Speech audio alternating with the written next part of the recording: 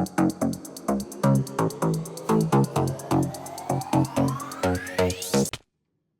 no, no, no.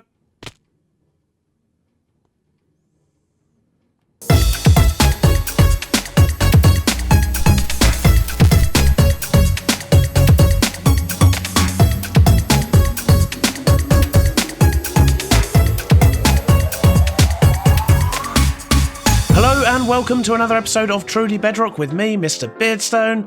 Last episode, we got this ginormous red building, and of course the tiny little white one that sits in the side, built up in this city, and I asked you what farm we should put on the inside. We had quite a few suggestions of what we could put in there, including gold farms and, dripstone, and all sorts of other things going on, but I did actually decide in the end to just stick with the kelp farm. What with this being a ginormous kelp farm, I decided that on the ground floor here, we're probably best off making it some kind of a vegan or vegetarian restaurant, so we're literally just selling kelp and cooked kelp and kelp blocks. That's basically it right now. And what I've tried to do is just keep the interior fairly simple down here. So it's just got a small kitchen, a fridge, it's got some window displays that currently don't have anything on it. I need to try and get myself some mini blocks for that. And we've just got this door here, which is what actually takes us upstairs to all the different farms. I do plan to also put some stew in here as well, some suspicious stew. We do actually have some in the villager hall. I accidentally bought a batch. So we're going to put those in a barrel down here as well, and I fully don't expect them to ever get used. As we head upstairs though, the first thing you see is this floor here. So this is where all the dried kelp comes out. So it actually goes into a furnace after it comes out of the farm, but I guess we're going to gradually be working our way backwards because of the layout of this building. But this is where the dried kelp ends up. I can then craft this into kelp blocks and throw it in here. That will then go up and actually refill the smokers, and then any excess will come down into these chests, and even from this chest it will actually filter directly down into the chest in the restaurant downstairs. So any excess will show up here, but we'll always have a full barrel on the shop floor. Next floor up, and as you can see we've got lots of space up here. This is actually the space that was left in the small white building, but if we go through here it's once again another route into the villager hall. So I don't really know what to do with this part of the corridor. There's not really a lot of space there. I don't think I'm going to be able to fit any farms or anything in, so for now I'm pretty much just going to leave it as it is. We might just block it off and make a small corridor, I don't know. But here we have our furnace array, so the kelp actually drops through into here and it will go into this furnace, and this furnace will cook it all up. However, if I turn off the farm, and then it will basically grow for a lot longer, and when I turn it back on, I switch the lever, and pretty much all of these will fill up. So the majority of these are here pretty much just for that occasion, because this one here keeps up nicely, and it's better fuel efficiency if I don't spread the kelp out between all of them, because this way it's just burning through the dried kelp blocks here and leaving the fuel in these ones alone. Otherwise I'm going to end up burning one entire kelp block to make a few bits of dried kelp, and well, I'm going to end up with a bit of a kelp deficit if I do that. So up here on the top floor, this is where the kelp farm itself lives, and it's a fairly straightforward design. We've just got a level here where we put the kelp, we've got pistons above, and so on all the way up. And you may be wondering, well, how does it know when to fire? Well, it's actually just on a timer, a very simple timer. And this redstone line here is said timer. So this is literally just attached to a daylight sensor, and as soon as it gets up to maximum daylight, so basically midday every day, this will register a change, and this will start all the redstone, it will fire all the pistons, and this just trails up and actually fires on every level that is required. I did have a redstone clock, but to be honest, I don't even need this anymore, so I can actually get rid of this now, which is marvellous. So if we make our way up to the top here, you may notice we also have a line of soul sand at the back there, and that's basically just to speed things up, because the kelp starts to move quite slowly by the time it gets to this bit here, whereas this just sort of bounces it up and over, and it instantly just jumps over and falls down into these collection areas down here. That then pushes the kelp all the way along, and just down into the holes and into the smoker system that we saw down the bottom initially. I do need to get a little bit more glass here. It appears I've accidentally left a hole, but it's a very simple farm. It's not going to be mass producing kelp for me, but it's going to be producing enough for my needs. I've also taken advantage of the fact this building is quite tall, and I've made it visible from the outside, so just to add a little bit of life onto this side, you can actually see the kelp going up, and you can see it all dropping off and going through the water chutes from the sides as well, and it's just adds a little bit of extra detail and helps break up these sidewalls, because, well, they were looking a bit big and bland, let's be perfectly honest. I still haven't done anything with the roof here just yet, but I will probably come up with a plan for that at some point in the future. Something else we've been working on between episodes is actually down here, and this is where our subway is going to be. So down these stairs here, we're then going to have a main sort of subway station area. This is going to be a ticket collection area. We're going to have a couple of little shops built into the wall over there as well, just like probably a coffee shop and a newsagent's, that type of thing. And then from here, you can basically take either that tunnel or this tunnel to get down to the track. So there's actually going to be two tracks here, both initially heading off this way. One of them's going to connect onto the main subway system that we've got running under the spawn area and everywhere else, and the other one is going to connect up to, hopefully, Tiz's track that runs between Barn Bros and his house. But that's not all. We're also going to have a secret track over here, so there'll probably be some form of poster or painting on this wall, and when you go through, we're going to have a secret line, and this secret line is going to run off this way and then down and then round, and it goes about 200 blocks or so, and that is where we're going to be putting our brand new patron hall. Sadly, the previous one, because of the amount of armor stands and frames that were in there, it was actually lagging out my city and dropping the frames even more than we're already losing, so I've decided to actually just keep this apart from the base, but still accessible from the base. So I think having a nice secret tunnel, sort of, you know, Harry Potter style, hidden behind one of the platforms, is going to be a great way of doing it. And this is going to be a fun project we're going to be working on stream over the next few weeks, so if you do want to see progress on this, I will try and do some progress updates during the videos, but if you want to see it as it happens, then please do come along to the streams and check those out. Well, enough of what we have been doing, it's time to get to what we are doing today, and finally, I think it's about time we made a start on this over here. So this is pretty much going to be our sort of main base, I guess, our main house, because this building here is going to house our storage. We're going to have a lot of auto-sorted storage, a lot of not-so-auto-sorted storage, and we're also going to put a super smelter in there and a couple of other little bits and bobs that we're going to need around our storage area. And then, you know, when we come out the front, we're going to have access to all our farms and everything else in the city. And hopefully, by having it over here, it's actually going to be far enough away that some of the bits over here will not be loaded while we're here, meaning I don't have any frame rate loss. At the moment anyway, but I'm pretty sure we'll solve that pretty soon and start stealing those frames. In order to do a build of this magnitude, however, I'm going to need a lot of resources, and I have been collecting lots and lots and lots and lots of concrete, basically. We're going to be using a lot of concrete, a lot of terracotta, and of course, we're going to need a lot of sea lanterns, and thanks to our visit with Liara the other day, we actually have a whole bunch of sea lanterns over here now, so I think I'm actually just going to go chuck some of these into the box down here. But I think we have everything we need to at least make a decent dent on this build. I'm hoping we've got enough stuff, but, well, you know, it's always hard to guess, right? So it's time for me to grab these boxes, probably grab a bed as well, because this could take quite a while, and make a start on this build. And do I even have a bed laying around, or have the villagers stolen all my beds? I can't even find one. Don't panic, everyone, I found a bed, and I think we are good to go. So, let's just get this on the... I'm a little bit nervous, I'm not gonna lie, I'm a little bit nervous, but let's get this build on the road and see if we can get ourselves an epic skyscraper.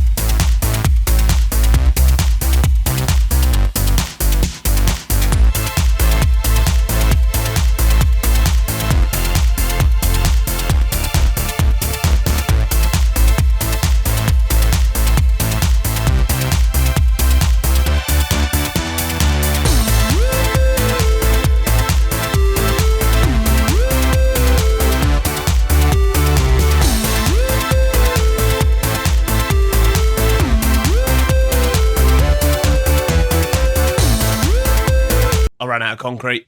But that's hardly surprising with the amount we've used. Look at this thing, it's absolutely massive. And it's by no means complete yet. As you can probably tell by the footprint, we've got other bits that are going up on the sides, hence all the blank walls on this side and on the other.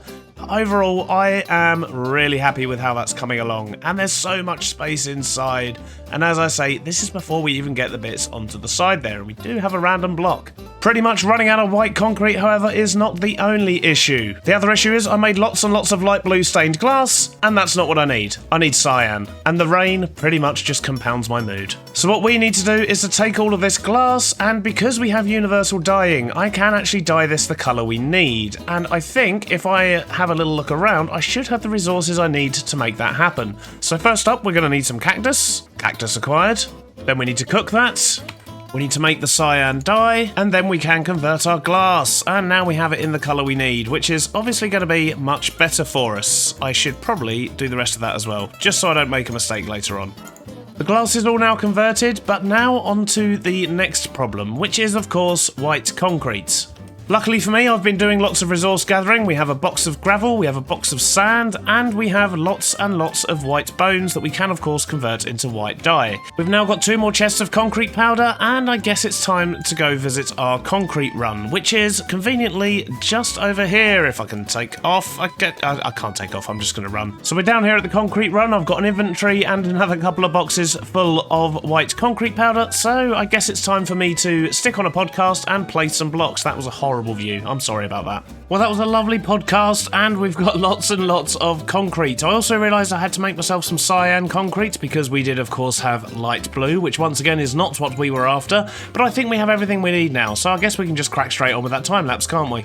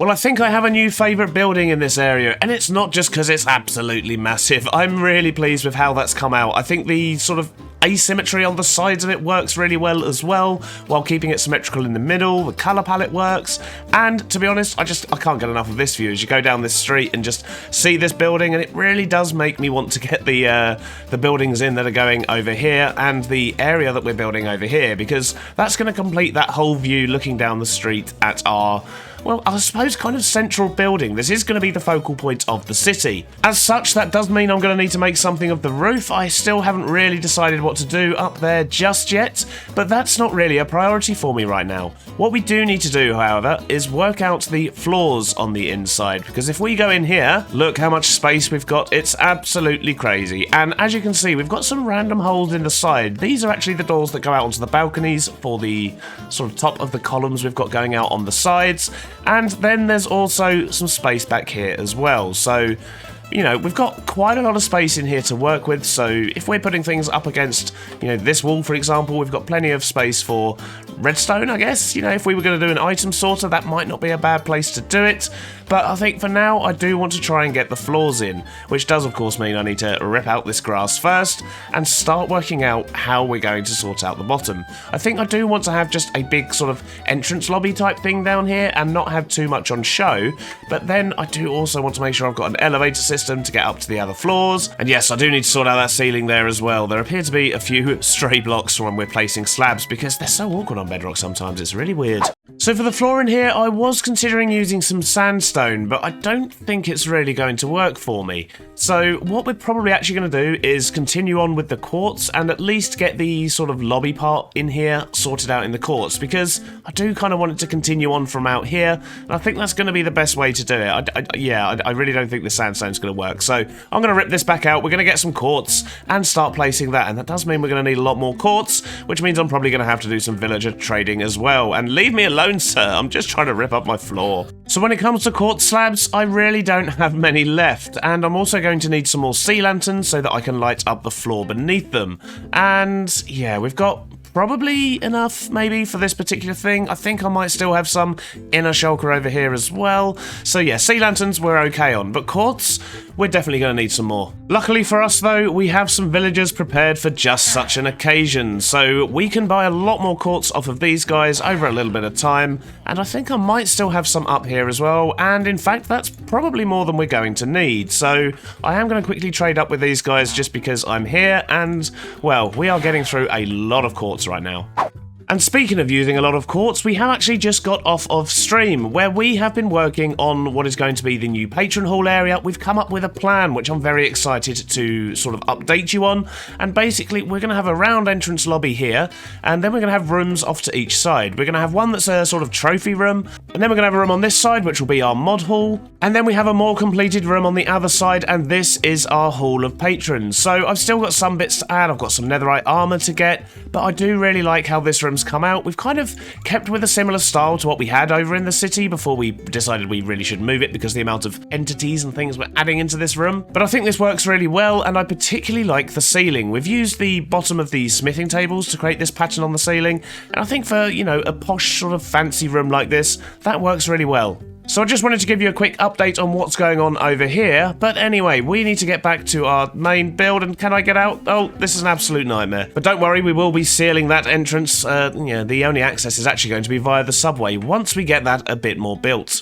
But first things first, we're going to sort out the floor in here, and I'm going to make sure I've got even distributed lighting throughout the whole floor in here, because I really don't want to be spawning creepers in what is essentially going to become my sort of, you know, main storage room, furnace room, and a room where I really don't want things getting blown up.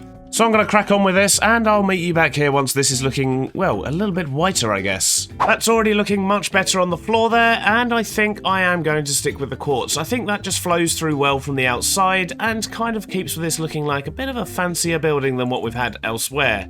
And yeah, that was quite an expensive floor we've just used there. We got through pretty much all of that quartz that I just grabbed from the villagers.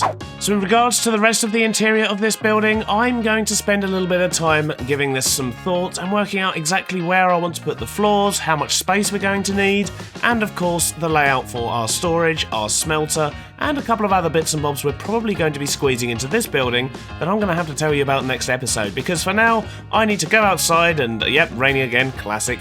I need to go and spend lots of quality time with my masons over here in this building, because I'm going to need a lot more quartz. We've got, as I say, more floors to put in, and we've only got a couple of stacks of slabs left. So until the next time, I guess this is where we're going to have to leave you, because otherwise you're not going to see this video for another couple of days, because it's probably going to take quite a while to get the amount of quartz I need. I will see you in the next episode, and let me know if there's anything else you think I should probably be putting in my main base building beside the smelter and of course the storage. For now though, that's all from me, and I've run out of rockets. Oh dear, oh dear. I'll see you on the next episode. Bye!